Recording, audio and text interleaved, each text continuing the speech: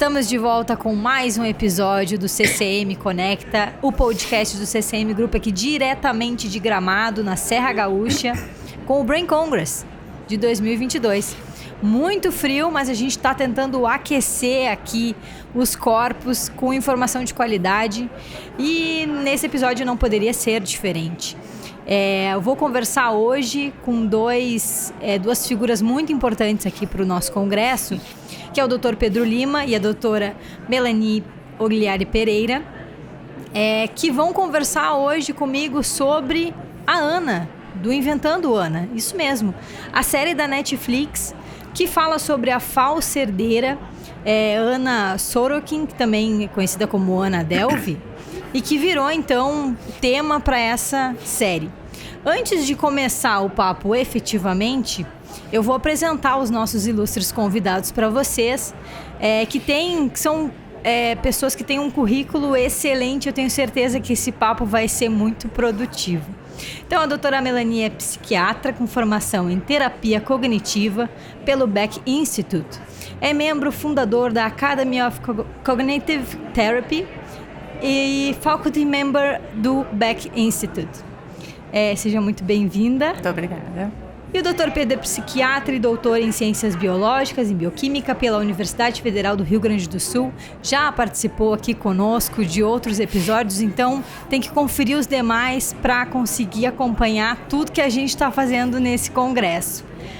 Bom, sejam muito bem-vindos, muito obrigada pela participação de vocês aqui conosco hoje. E para começar, eu lanço a pergunta: o que leva uma pessoa a inventar um personagem como fez a Ana? Olha, eu acho que o que faz uma pessoa querer ser o que não é, sempre é ou o vil metal ou a vaidade. E no caso da Ana, eu acho que são as duas coisas que participam dessa construção que ela conseguiu fazer. E a outra coisa, a fama que ela conseguiu ter a partir daquela reportagem que saiu, acho que foi no New York Times. Não foi.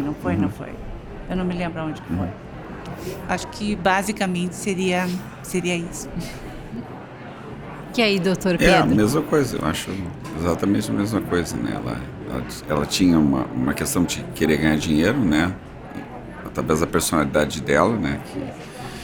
Que é uma personalidade complicada e ao mesmo tempo tinha uma coisa de vaidade muito grande. Tanto é que no julgamento dela, ela até sacrificaria a possibilidade de diminuir a sua pena para poder ser reconhecida com a genialidade do que ela acabou bolando, né? Essa era uma questão. Perfeito.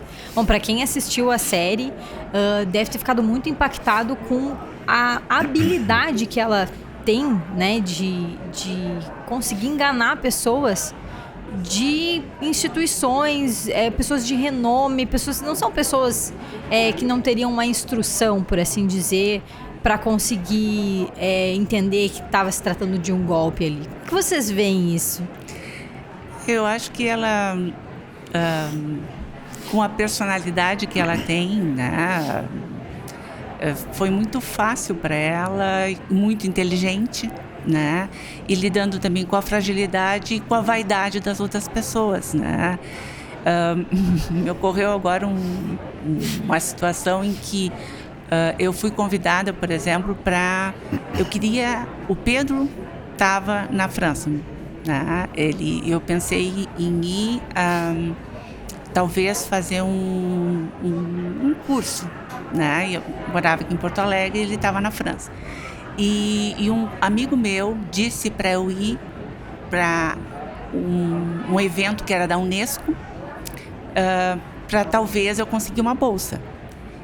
Eu cheguei no evento, tinha assim milhares de repórteres de TV, jornal, e todo mundo começou a me cumprimentar, né, no evento. E eu disse: não, acho que tu está enganado, né? Eu vim aqui para falar com fulano. Lá pela 10ª pessoa que me cumprimentou, eu resolvi começar a cumprimentar as pessoas. E o que aconteceu? Era um evento dos 25 anos da Unesco, de comemoração de todos os projetos da Unesco, e as pessoas partiram do princípio que eu estava ali porque eu devia ser uma pessoa importante, né? Que tinha um projeto da Unesco. Resumindo, eu entrei na sala, a pessoa que veio, né, que eu tinha que falar, resolveu me apresentar no meio, como se eu tivesse um projeto da Unesco. Eu tive que falar no meio do evento, e a pessoa, o nome da pessoa que saiu na reportagem da Zero Hora foi meu. Ou seja, não tinha nada. Eu acho que esse é um exemplo de como uma situação, e se tu quiser te aproveitar, no caso eu, da situação, eu conseguiria algumas vantagens, por exemplo, verbas da Unesco, se eu tivesse uma personalidade semelhante à da Ana. Perfeito. Esse é um exemplo, né?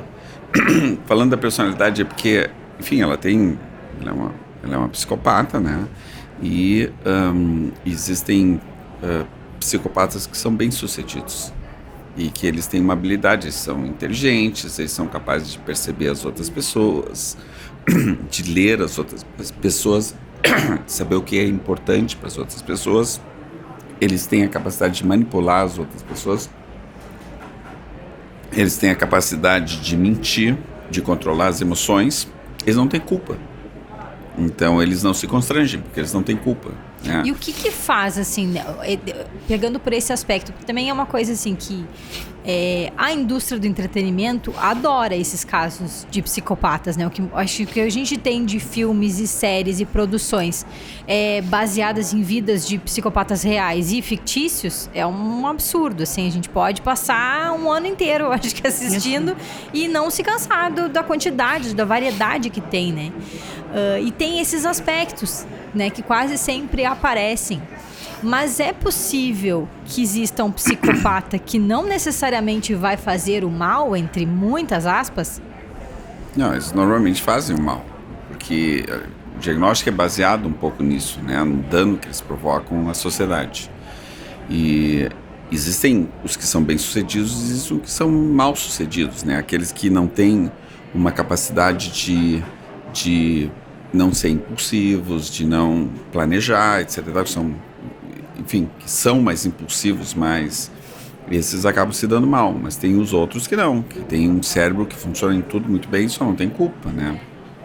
E o problema todo é a sociedade conseguir se defender dessas pessoas. Existem países que as sociedades conseguem mais e países que as sociedades conseguem menos. No caso, a gente vive em países que as sociedades conseguem, mas eles não conseguiram se defender. O nosso é mais complicado, né? E essas pessoas, às vezes, infelizmente, têm sucesso, né? Por exemplo, na política, entendendo? E basta ver a história da nossa política, entendendo? Que é basicamente uma história de atores, muitos deles que têm essa personalidade e que não tem nenhuma culpa com as coisas que provocam, né? E nós somos um país que não consegue se defender direito disso. Outros países têm mecanismos para isso. E eu acho que uma coisa que tu falaste, assim, como tem diferentes séries ou filmes com esse tipo de pessoa e com esse tipo de golpes, né? Na verdade, existe um fascínio, por um outro lado, né, em relação a essas pessoas, tanto que o que tornou a Ana especial foi o fascínio que a história dela provocou, tornando ela uma celebridade a nível internacional. Confesso que eu tive muito dificuldade de ver a série, né? Eu demorei muito para ver a série, porque me parecia que era tipo uma apologia, né, a uma golpista, ao narcisismo, né, ao engano, né, das outras pessoas. E uma coisa, por exemplo, um dado, ela conseguiu, com essa minissérie, ela conseguiu ganhar mais dinheiro do que o dinheiro que ela desfalcou, né, com todo o período que ela funcionou dando os golpes dela. Então, acho que, em parte, a gente tem esse fascínio pela contravenção, né? E eu acho que tem uma coisa de fascínio pelo caráter, eu acho que pela inteligência dela em articular. Ela é extremamente articulada, né? Eu acho que não é inteligência, eu acho que é mais assim, a capacidade dela de fazer, a assertividade dela, a certeza do que ela tinha o direito de ter o que ela não podia ter. Não sei. Não, eu acho que isso sim. Agora, por que as pessoas se interessam tanto pela história? Também tem um outro fator que eu acho que é interessante, que é o fato de que as pessoas que ela enganou são pessoas que muitas vezes as pessoas acham que se aproveitam, digamos, de coisas dentro da sociedade, entendendo? Ou porque são herdeiros, ou porque são muito ricos, ou porque lidam com o mercado financeiro, ou porque são organismos, entendendo? Instituições que movimentam muito dinheiro, que fica um pouco indefeso em relação a isso, né? Então, nesse sentido, teve quase uma ideia assim um pouco, é quase uma coisa Robin Hood, né?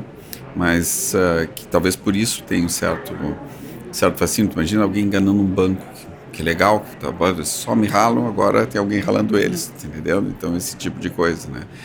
Então, talvez tenha um fascínio nesse sentido, né? Eu acho que sim, tanto que o maior comentário em relação à série é assim, mas pelo menos foram bancos, né?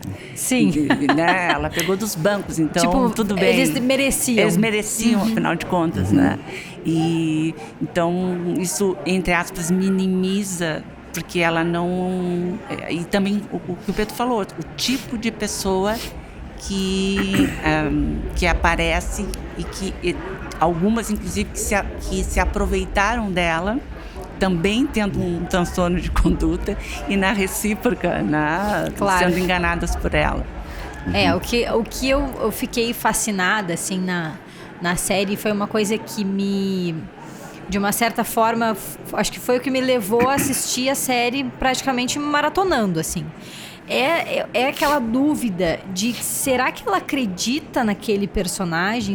Porque em alguns momentos da série, depois eu fui até ler um pouco sobre a história, a gente quer saber o que é verdade, o que não é. Mas em alguns momentos da série fica muito... Parece que fica uma dúvida, assim, será que ela tem uma convicção de que ela é essa pessoa, que ela tem esse direito? Talvez, não que ela seja, talvez que ela tenha o direito, né? Que ela tem o direito de, sim. Eu acho que mais na série que aparece, não podemos esquecer que a Ana, de uma certa maneira, né? Nós estamos falando da personagem, porque a gente não conhece a pessoa em si. Claro. Não, mas a Ana, pessoa, ela, de uma certa maneira, supervisionou o retrato que foi feito dela. Claro. Né? Então, eu acho que, tanto que parece que, na realidade, ela não chegou tão perto de enganar, né? Ou de ter aquela fundação como aparece na série. Sim, né? Sim. E aquela questão que, para mim, também foi uma questão que me chamou a atenção, e depois, essa eu não consegui verificar se era verídico ou não,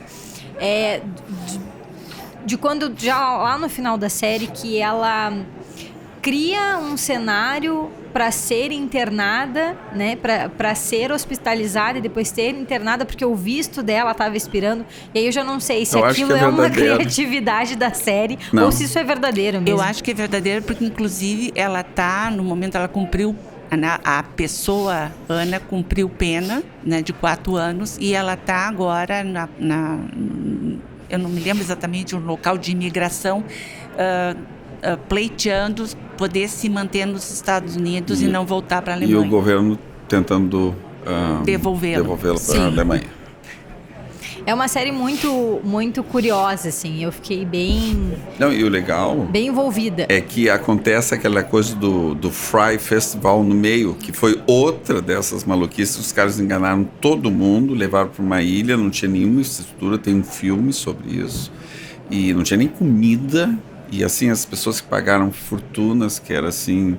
aquela faixa da população que representa, sei lá, 0,1% da população em termos de dinheiro, indo parar nos lugares que não tinha barraca na beira da praia, sem comida, sem banheiro, para um festival que não aconteceu porque ninguém confirmou e eles estavam vendendo como se fosse... Era especulação. Especulação. E isso aconteceu de verdade. Sim, sim. E o namorado, na verdade, que aparece na série, que na verdade parece que é a junção de duas pessoas que eles colocaram em um só, também é um psicopata também, né? Ou seja, se aproveita também das pessoas e das situações, e muito aquela coisa de conseguir se grudar em pessoas, né, de alto poder aquisitivo, que também se acham especiais e por um lado não imaginam que possam ser enganados, e a vergonha, inclusive, que aparece pelo menos na série, de todos eles se darem conta de que foram enganados, e isso ser a maior preocupação, mais do que o próprio dinheiro de que eles perderam, né? Acho que também a série traz muita coisa narcisista, né? Da importância do ego, de eu ser uma pessoa especial, de eu querer ser especial, não só na Ana, em vários personagens. E aí gera esse sentimento que o Dr. Pedro comentou, de a gente fica com um gostinho assim de bem feito, né? A gente fica com um gostinho assim de, nossa, isso foi bem feito, é bem feito, porque dá a entender, e isso é uma coisa que eu acredito muito que é uma leitura muito real da realidade, de que quanto mais poder aquisitivo você tem, quanto mais influência você tem, menos você paga pelas coisas. Porque é um mundo de VIPs, é um mundo de entradas gratuitas, né? Então, gera esse sentimento, a gente tem que pagar por tudo. Nem imposto. As pessoas não pagam impostos. Até porque isso. Porque conseguem colocar seu dinheiro em paraísos fiscais, ou, sei lá, transferem as empresas para a sede, eles não pagam impostos. E eu acho que o ênfase que eles deram, por exemplo, na coisa da fundação, né? Que volta e meia a gente vê essas fundações como fonte de falcatrua, né? E que uma quantidade enorme de dinheiro é colocada no nada, né? Uma fachada. Numa fachada. E isso é real. Eu acho que também, nesse sentido, a série é feliz em mostrar como isso é possível, tendo uma pessoa com a personalidade como ela tem, num meio que é propício para isso, como isso pode se transformar num grande real faz de conta. Perfeito. Eu não sei como é que, eu até gostaria que vocês trouxessem, assim, qual foi a percepção que vocês tiveram da série, se vocês tiveram esse engajamento que eu tive, né, que o primeiro episódio, eu preciso assistir o próximo, e eu acho que em uma semana eu assisti toda a série, e é aquela coisa, né, que a gente trabalha, a gente tem uma vida, e aí a gente não pode entrar madrugada adentro para assistir a série. Se vocês ficaram também envolvidos dessa forma, o que chamou mais a atenção de vocês no roteiro? Eu vi que tinha essa série há muito tempo já, né, e eu não queria ver, mais ou menos, porque eu já sabia mais ou menos o que mais uma dessas. E aí, mas daí quando eu comecei a ver, a gente gostou muito de ver a série, né? Queria saber o que vinha na sequência, etc e tal, o que tinha acontecido, até onde ela tinha ido, até onde conseguia enganar as pessoas, etc e tal, né? Então eu acho que eles foram muito felizes na construção da série, né? Mas é aquilo, é uma história ali que E todos os personagens tinham uma nuance muito semelhante a ela, né? A própria repórter também, né?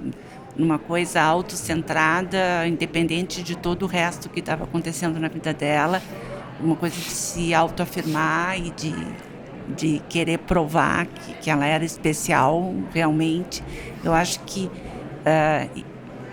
isso fez com que a gente quisesse ver o final não só da Ana, mas o final de todos aqueles personagens, né? Uma das coisas que me levou assim, a querer saber o fim, como é que eles iam encerrar aquilo, se aparecer as pessoas ou não reais, né? E a minha curiosidade depois de checar, né, o quanto daquilo, que uma coisa que eu achei muito feliz que eles colocaram na série, que instiga a gente a querer ir até o fim era que ele sempre aparecia. Essa história é completamente verdadeira, exceto pelas partes que foram totalmente inventadas. Eu acho que isso foi uma grande jogada deles que fazia com que a gente quisesse ir adiante para fazer a diferença. Não sei. E o que vocês tiram assim de talvez de mensagem? E aí eu tô pensando num olhar bem técnico, né, da formação de vocês para quem está assistindo. No caso, assim, o que se tira o que se leva de importante no caso da psicopatia? O que eu vou dizer é o seguinte, assim, essas pessoas existem, não são tão incomuns, tem uma certa frequência, e eu vou dar exemplo do nosso país, né? Existe uma enorme preocupação com aqueles criminosos impulsivos que vão ser presos, que vão, sei lá, fazer erros, etc e tal, que vão causar os seus danos e tal, mas se a sociedade se organizasse um pouquinho, ela lidava com esse assunto, né? É muito fácil lidar com a segurança, o problema todo é a incapacidade. O Brasil é um país que não olha as evidências, não olha as experiências que deram certo, errado, não entende o que deu certo, o que deu errado. É um país que as pessoas têm ideias, e as ideias normalmente são muito ruins, porque elas já foram feitas e deram errado, só que elas não sabem, porque elas não estudam, elas não verificam. Isso é uma coisa absurda, porque na medicina a gente tem que saber o que foi feito no passado, tem que fazer os estudos, etc e tal. Mas quem administra o país, os estados, não precisa fazer isso. Ele pode cometer o mesmo erro que foi cometido 200 vezes. E fica por isso mesmo. Então, assim, essas pessoas existem. E essas que são bem-sucedidas, elas são extremamente perigosas para a sociedade. Porque a Ana em si, ela foi perigosa para um sistema econômico privado. Mas as pessoas podem se aproveitar do sistema coletivo. Por exemplo, na política. Entendendo? Se apropriar de coisas, negócios, coisas do gênero, né? E o mal que podem causar às sociedades é imenso. Tá? E elas são inteligentes e elas são hábeis. Essas pessoas existem. E é importante que a sociedade saiba disso e ela consiga se defender dessas pessoas. Que ela consiga identificar, inclusive, essas pessoas. E isso não é feito. Eu acho que essa é a coisa mais importante. Tem essas pessoas, elas existem, elas,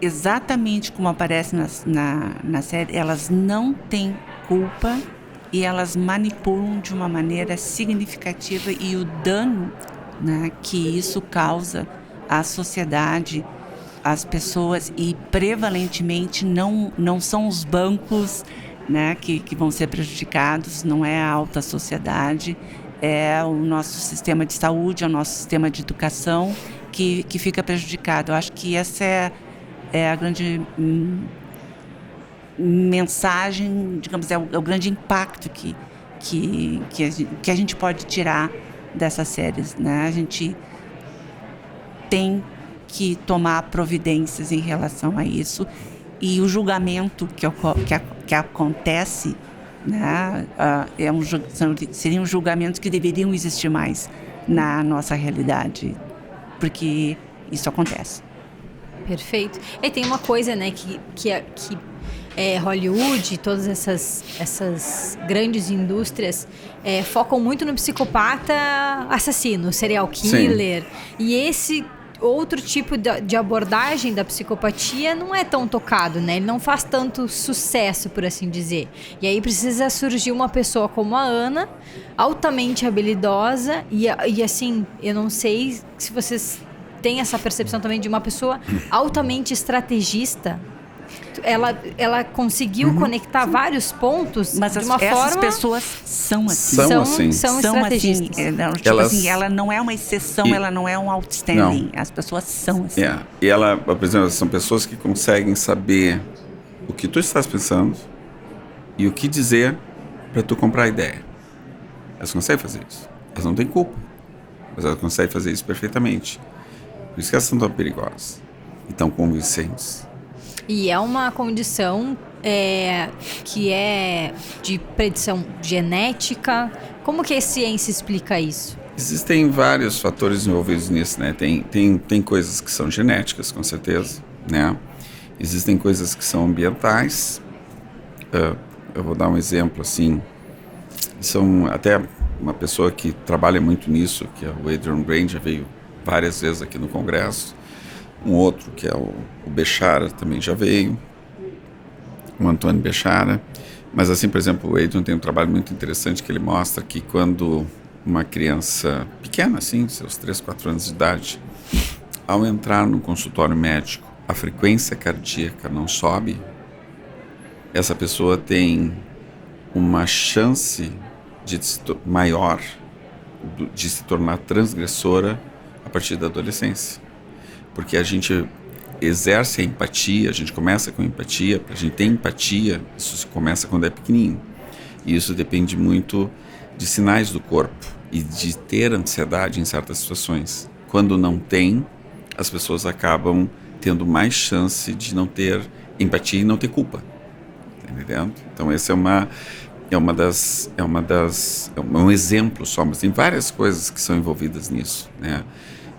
O fato é que existe uma base biológica para isso, né? Existe também base mental, também de educação, e o fato é que as pessoas existem, né? E cabe à sociedade, apesar de não tem que ter raiva, porque afinal de contas é o jeito da pessoa, o livre-arbítrio ele é muito limitado em certas coisas. Mas a sociedade ela tem a obrigação de cercear a ação dessas pessoas para se defender, né? E ela não faz isso. Muitas vezes tem países que fazem completamente, outros países não fazem, né? Porque não são preparados para isso. Eu acho que é a coisa ambiental, né? Se sociedades mais permissivas vão fazer com que essas pessoas ou núcleos, né, digamos, onde a Ana atuou, mais permissivos nesse sentido, vão criar maiores oportunidades, né? Então, o cerceamento é a coisa biológica e mais a coisa do ambiente que nós acho que negligenciamos muito e banalizamos muito o dano que essas pessoas, de fato, em cargos, né, significativos na nossa sociedade, podem causar. E vocês, enquanto profissionais, já identificaram essas características em pessoas em consultório? Sim. É mais comum do que a gente imagina, então? Em consultório não tanto porque elas não procuram, né? Mas nós identifica, óbvio.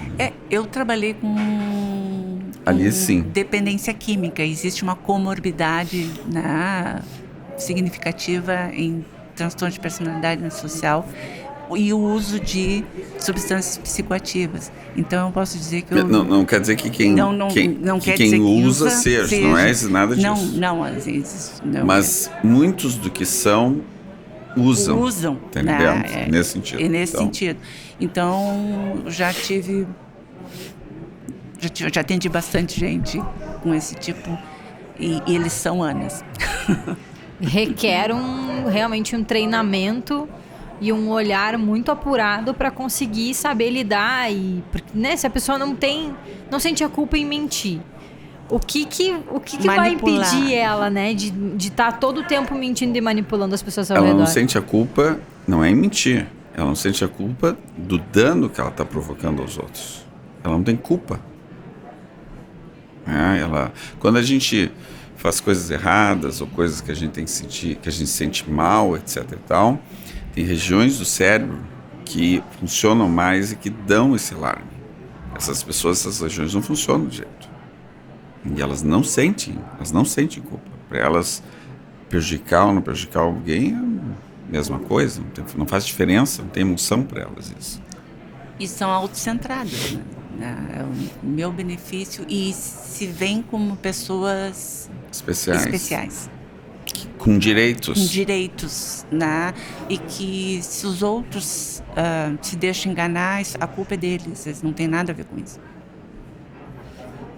Então, vocês acham que o retrato que fizeram da Ana, mesmo com a supervisão da pessoa real, vocês acham que tá dentro desse quadro clínico? Eu acho que eles até foram generosos em algumas coisas em relação à Ana. Sim, talvez fosse um pouco mais... Talvez, por exemplo, a conexão que ela tinha com aquele namorado, provavelmente... não, na vida real não seria tão significativo. Possivelmente. Aí tem um caráter de embelezamento do roteiro, da produção, para tornar aquilo ainda mais atrativo. E vocês comentaram uma coisa que eu acho bem interessante, assim, eu realmente não tinha parado para pensar nisso. Como tinha um jogo também de duplo das pessoas que ela aplicava o golpe, que também muitos deles, as amigas mais próximas, né, que viam muitos benefícios e muitas vantagens naquela amizade. A Rachel, né, a personagem Rachel é um exemplo, né?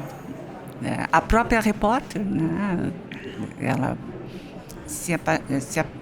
não estava interessada na Ana, ela estava interessada no que a Ana podia e trouxe para ela. Perfeito. Ela coloca lá pelas tantas a história do sonho americano. Isso tem uma certa realidade, porque uma certa, vou dizer, né? Pode ser visto por esse ângulo, mas não é. O que predomina é o que eu acredito que é o que a gente falou. Mas e ali tem, e eu acho que quando ela fala nessa história do sonho americano, seria, entre aspas, a desculpa para gostar do personagem, né? Quer dizer, que se cria uma expectativa enorme, que tem que ser isso, tem que ser aquilo, aquela coisa toda. Isso é real, porque, na verdade, existe uma expectativa enorme, né? De se obter coisas, ou de se... E isso é uma coisa muito complicada para as sociedades, porque...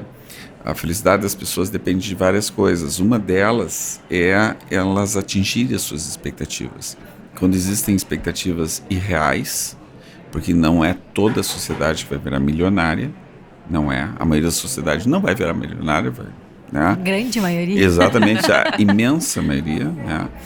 Então, assim, quando se cria esse tipo de expectativa, isso é a receita para frustração, né? E para se sentir mal. Então... eles colocam de uma certa forma que ela seria, ela estava atrás do sonho americano, aquela coisa toda, né? Enfim, ela tem um problema de personalidade, como você falou, ela é um psicopata, narcisista, etc e tal. Não é todas as pessoas que, em busca do sonho, vão enganar as pessoas, não vão se importar em etc, nada disso, né?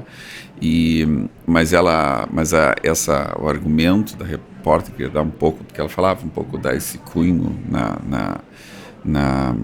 na notícia, de um certo sentido, né? É uma visão, mas o centro é a personalidade da pessoa.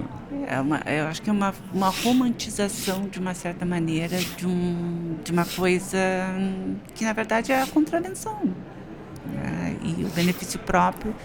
E uma rede, eu acho que assim, a coisa que me chamou a atenção, de que todos os envolvidos tinham essa coisa, né, da vaidade. Mas tem um lance dessa coisa da repórter, porque se pensar bem assim, o mundo ele está cada vez mais, nós estamos indo numa direção, e já estamos muito próximos da situação do mundo econômica que era na época da Belle Époque, onde existia uma imensa concentração de renda, né, a ponto de criar classes que eram de herdeiros, de pessoas que nunca vão trabalhar na vida e vão ser muito ricas e vão continuar muito ricas, seus filhos, seus netos, etc. e tal. Que rompeu esse ciclo foi as 2 guerras mundiais.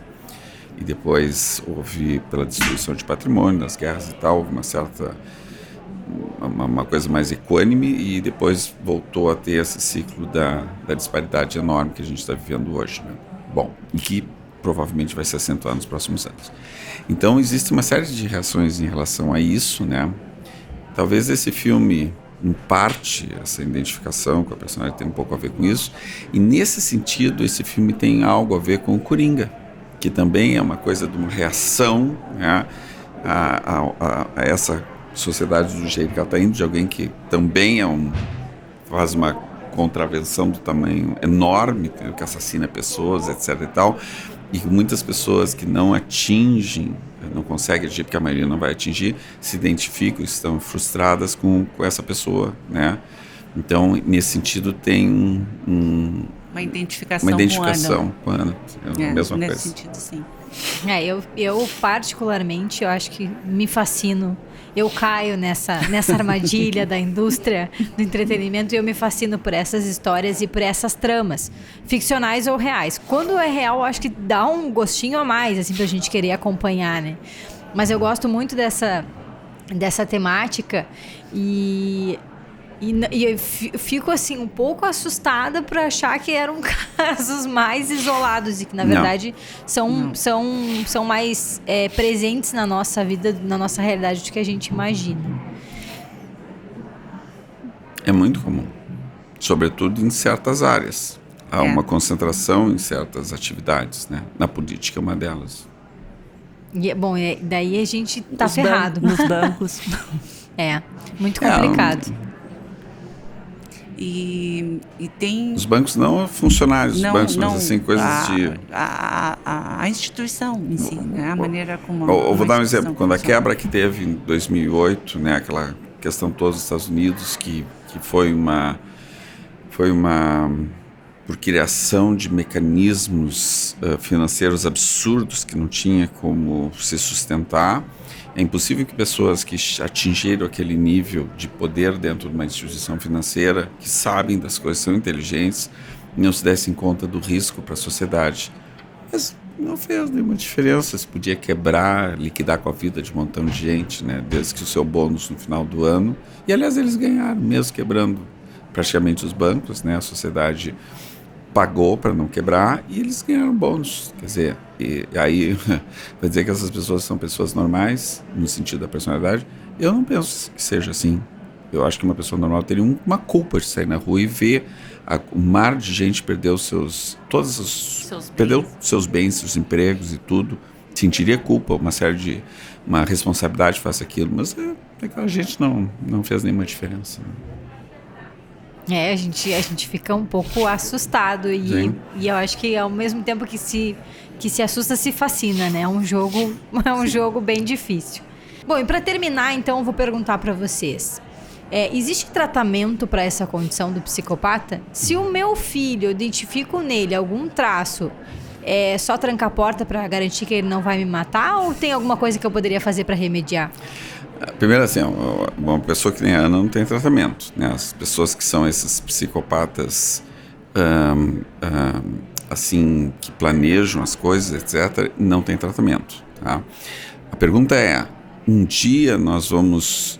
o quanto a gente vai considerar isso uma questão médica, né?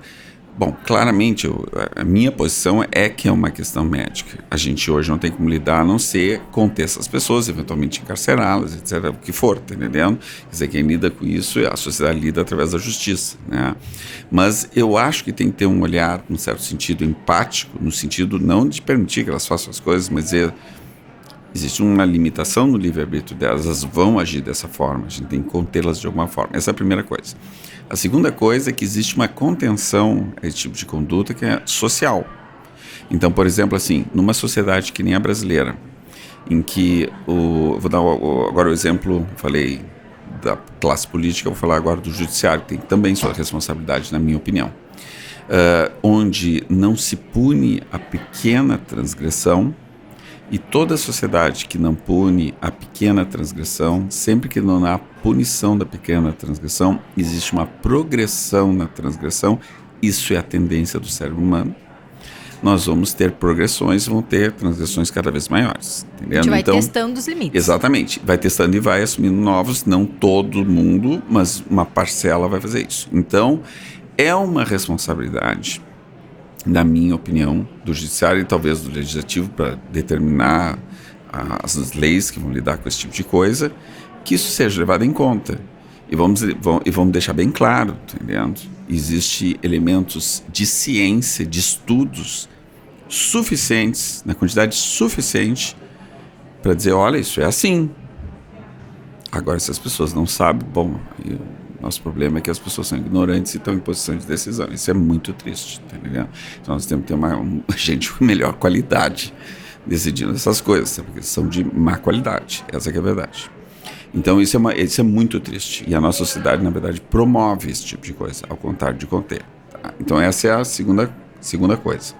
A terceira coisa é que existem medidas que podem fazer as pessoas, medidas ambientais. Eu vou dar um exemplo, uma coisa que existe em Pelotas, né?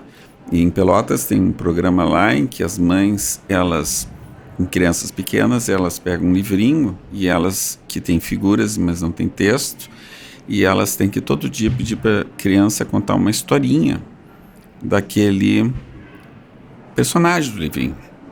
No momento que a criança treina isso, de ficar se colocando no lugar daquela figurinha, ela está exercendo a empatia, e isso faz diferença, porque isso está sendo feito em Pelotas, mas já foi feito em outros lugares antes e deu certo, para diminuir transgressão depois na adolescência e na idade adulta, entendendo? E é uma medida muito simples.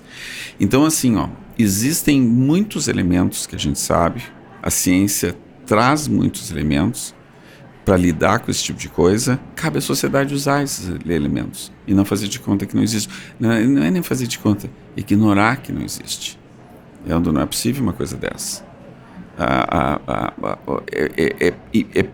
É necessário que o conhecimento que existe, que a gente sabe que dá certo, que dá errado, seja usado, e não que as pessoas tenham ideias, porque as ideias são ruins. Elas sempre têm que ser testadas. Não adianta ter 10 vezes a mesma ideia. Aí tem um que diz, não, a roda tem que ser quadrada, o outro, não, é pentagonal. E aí testa a roda quadrada, não dá certo, a roda tem que ser redonda. Entendendo? Mas eles têm ideias. E aí sai essa situação que a gente vive hoje. Eu acho que tratamento para personalidade antissocial a gente não tem, eu concordo com o Pedro, tudo que ele falou, mas tem essas medidas, digamos, ambientais, né, de entorno, e tanto do ponto de vista do núcleo familiar como da própria sociedade, que pode, digamos, para um psicopata médio, digamos, de médio porte, a sociedade tendo mais contenção, a família tendo mais contenção, ele vai ter, não porque ele se importa com o outro, mas é porque ele se importa com ele, com as consequências que podem vir da sua conduta antissocial. Tá aí, perfeito. Bom, então a gente está chegando ao final de mais um episódio. Quero agradecer muito vocês por estarem aqui conosco, por essas contribuições. Acho que ficam aí várias reflexões e alguns medos. Mas eu aproveitei muito esse papo, curti muito esse papo. Deixo para vocês considerações finais. Se quiserem deixar recado, onde seguir vocês, onde encontrar vocês, o microfone é todo de vocês. Não tem onde. Não querem deixar o recado. Então tá, então assim, eu vou dar essa dica para acompanhar essas duas mentes brilhantes que estão aqui conosco hoje. Podem acompanhar pela Brain TV, que é a plataforma de neurociências do CCM Group, que traz muitos conteúdos do Brain Congress. Então fica essa dica aí para quem quiser saber um pouco mais e acompanhar um pouco mais o que esses dois brilhantes pesquisadores têm feito na área.